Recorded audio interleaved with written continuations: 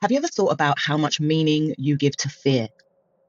Today, I'm diving into why we make meaning without even realizing it and how we can shift it to work for us instead of against us. Hey, this is Francisca, and this is my mid-crisis life. So I wanted to talk really quickly about meaning, about making meaning, and how we do it without even really knowing that we're doing it, and how it completely influences our entire perspective of reality. So I haven't made a video for a long time, and I just have really been struggling to get back on this, to do this, to stand here, to give myself and my thoughts and everything else over to a system that I know can be brutal, and can be rewarding, but yeah, fucking brutal, man. And I've been being really hard on myself, talking down to myself a lot, criticizing myself, reminding myself of all those reasons why I'm useless and worthless and valueless. Why this would never work anyway. Why no one would want to listen to anything that I've got to say, because obviously I'm just a twat, right? Just a useless, worthless, valueless twat. So yeah, I've been really hard on myself, really, really hard on myself recently. And it got me to thinking about how I'm making meaning in this situation.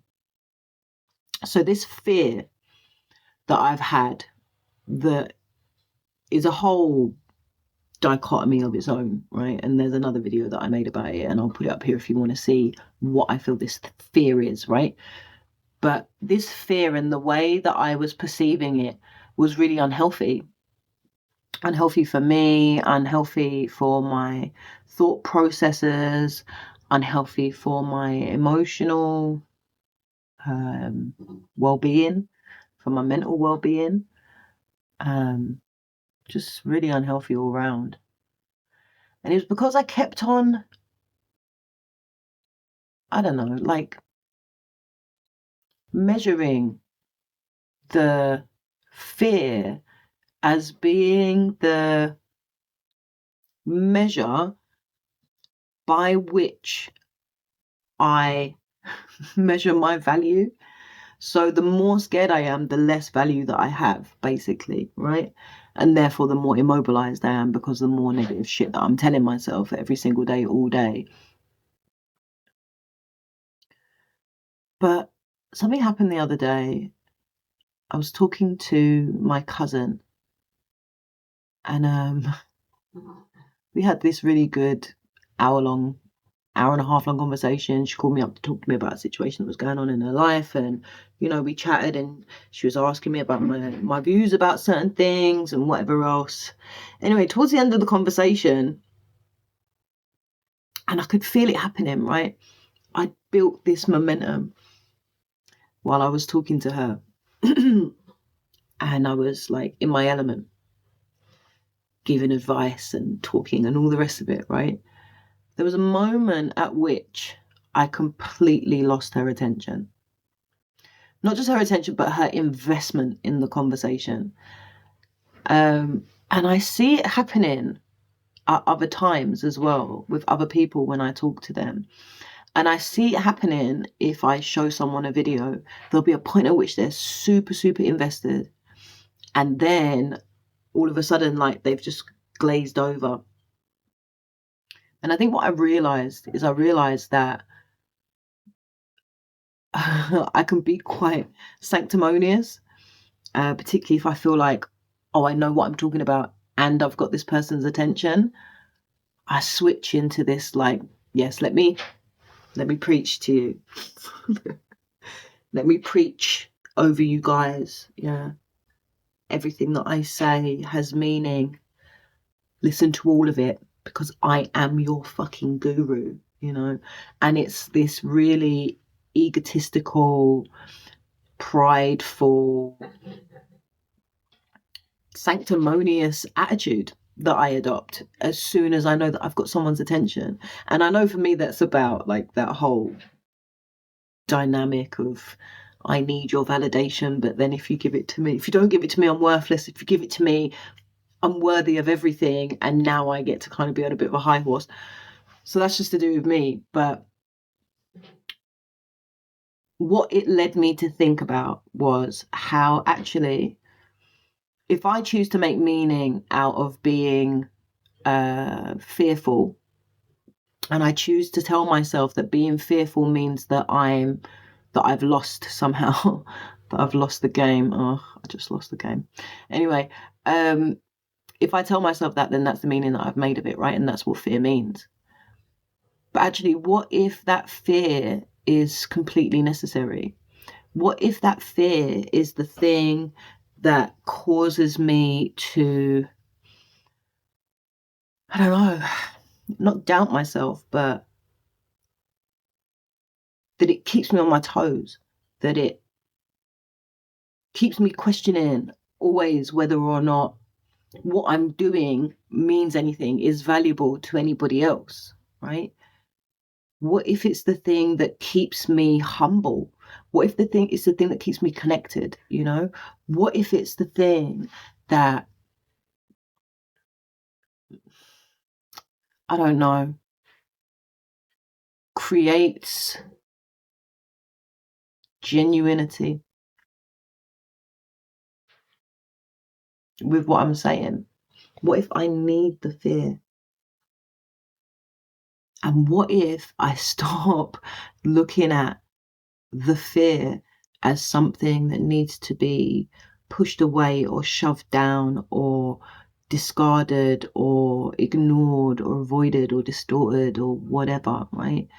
And I start looking at the fear as something that is wholly necessary to keep me grounded, to keep me genuine, to keep me authentic in what it is that I'm doing.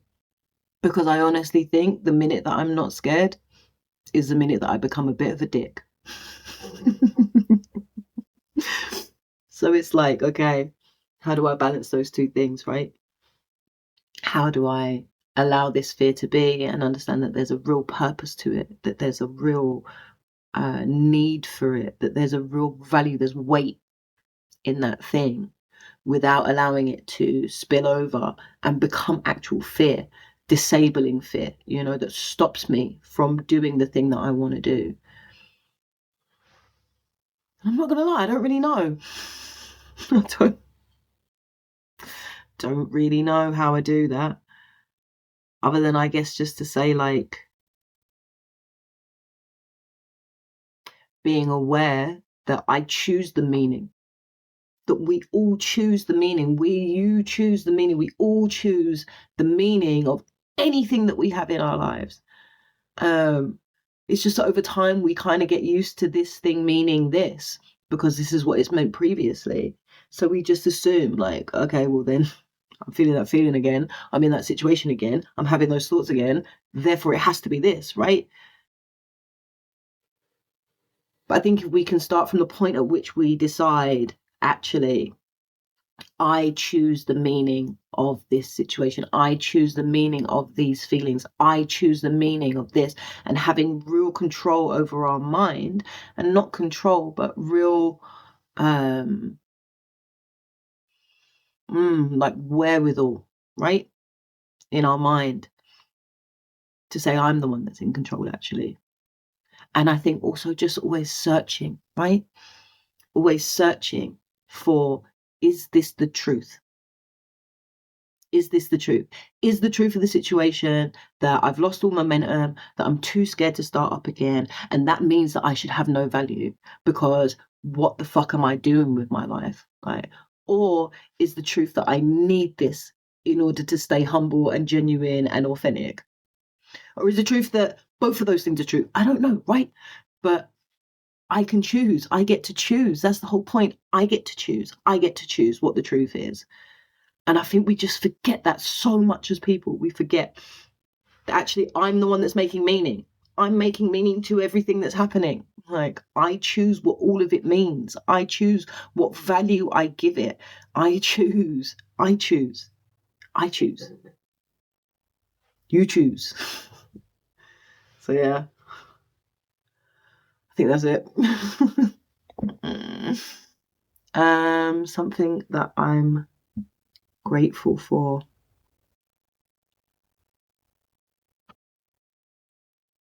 Grateful for the fear, right? Even though it leaves me feeling completely debilitated at times, even though it makes me feel at times like I'm kind of pathetic for feeling the way that I do. Even though it has the power to do those things, I'm grateful for it because, as I say, it's the one thing that keeps me on my toes and wanting to be real rather than wanting to preach at people. So yeah, I think that's it. What's a fear you've struggled with lately, and how have you been interpreting it? Let's talk in the comments. And if this resonated with you, don't forget to like, subscribe, and keep exploring self-awareness with me.